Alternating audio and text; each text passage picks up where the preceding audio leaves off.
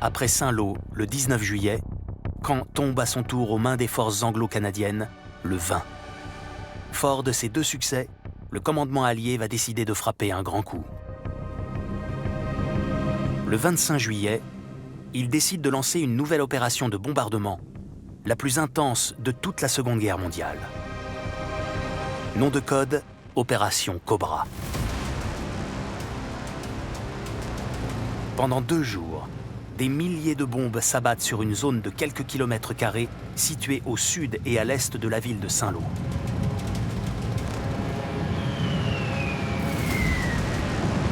Juste après les bombardements, l'infanterie et les blindés américains anéantiront les dernières poches de résistance ennemie présentes dans le secteur. Des milliers de soldats des deux camps sont tués lors des combats. Et de nombreux soldats allemands sont faits prisonniers. Malgré les pertes infligées côté allié, les forces du Reich viennent de subir l'une de leurs plus lourdes défaites depuis le début de la guerre.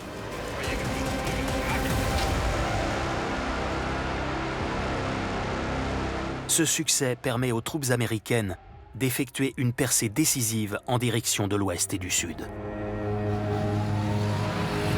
Après avoir filmé les ruines de Saint-Lô, George Stevens et son équipe se rendent à Marigny, situé à 14 km, en plein cœur de la zone bombardée par les avions alliés.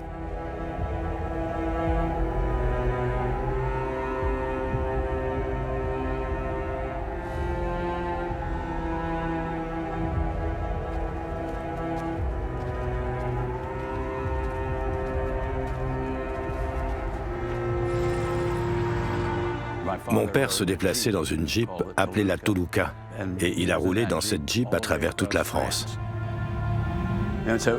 Chaque jour, lui et son équipe partaient sur le terrain pour couvrir tel ou tel événement, mais ils ne savaient jamais sur quoi ils allaient tomber. Parfois, il fallait se ranger sur le côté de la route pour laisser passer une caravane de camions qui transportaient des troupes vers le front ou des prisonniers allemands qui en revenaient.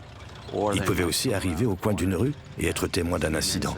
Ils devaient être préparés à toutes les situations, à réagir et à filmer tout ce qui se passait.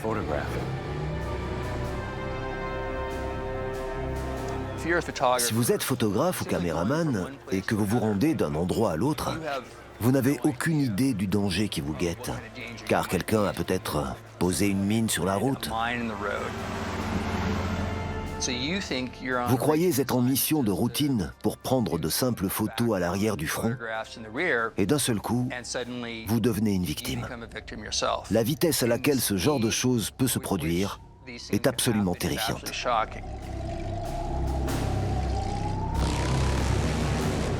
Comme ce jour du 30 juillet 1944, où après leur tournage dans les ruines de Saint-Lô puis de Marigny, les équipes de la SPECU entrent dans la ville de Coutances, qui a été libérée 2 jours plus tôt.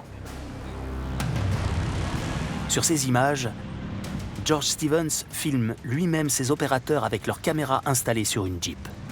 Leur objectif, filmer l'état de la ville et les véhicules américains qui ont repris possession des lieux. Et alors que la caméra tourne, le drame se produit. Une mine vient d'exploser sur le passage d'une voiture militaire.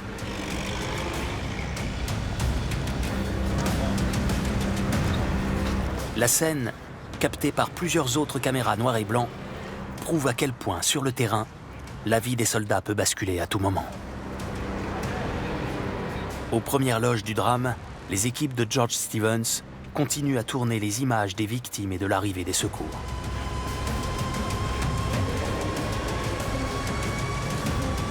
L'explosion de la mine fera 2 morts. Le colonel Louis Stork, commandant de la 4e division blindée américaine, et son opérateur radio.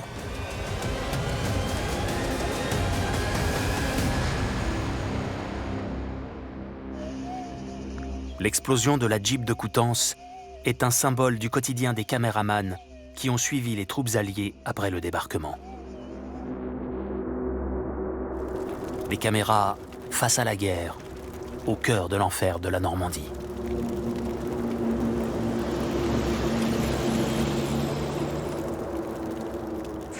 Les caméramans filment des scènes de cette dévastation.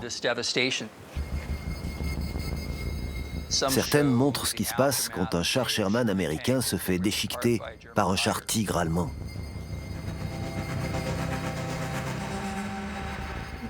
On voit la carcasse calcinée et l'endroit où l'obus est entré et comment il a fait exploser le char.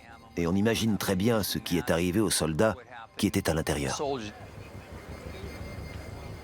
Ils montrent des scènes de carnage, des morts, des blessés, des véhicules détruits, des bâtiments incendiés, des vaches et des chevaux morts.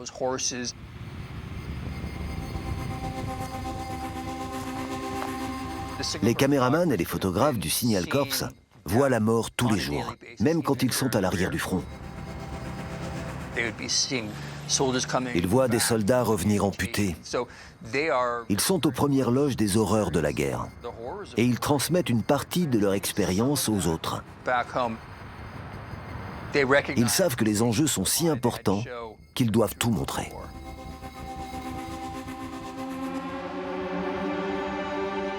Après la prise de Coutances, le général George Patton, qui vient de prendre la tête de la 3e armée américaine, a pour mission d'enfoncer définitivement les Allemands.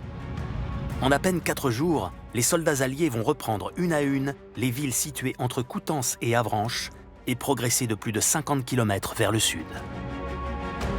Embarqués avec les soldats, les caméramans de l'armée et les reporters de presse filment jour après jour la percée décisive des troupes de Patton.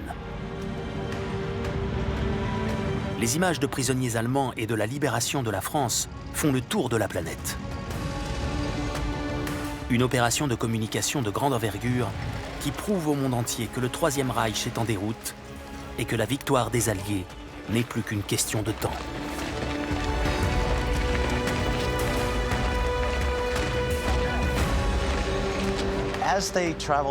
En se déplaçant de ville en ville, les soldats, les caméramans et les reporters sont perçus comme des libérateurs.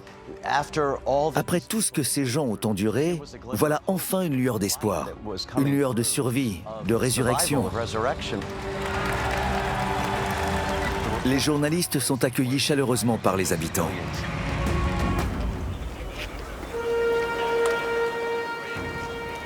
Parce qu'ils représentent leur toute première perspective de liberté.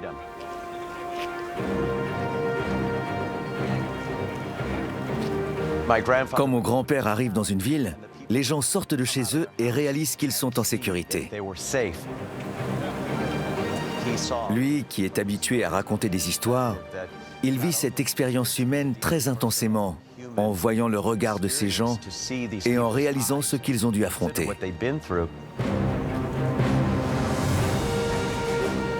Et il a envie de les filmer pour partager ce qu'il vit, pour que les citoyens américains voient à quel point ce qui se passe est important. Ce sont des gens comme vous. Ce sont des personnes qui ont vécu dans des conditions inimaginables.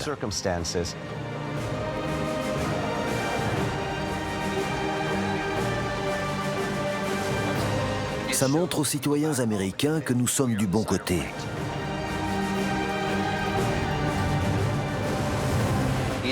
Ces gens veulent être libérés du nazisme. C'est pour ça que nous faisons ces sacrifices.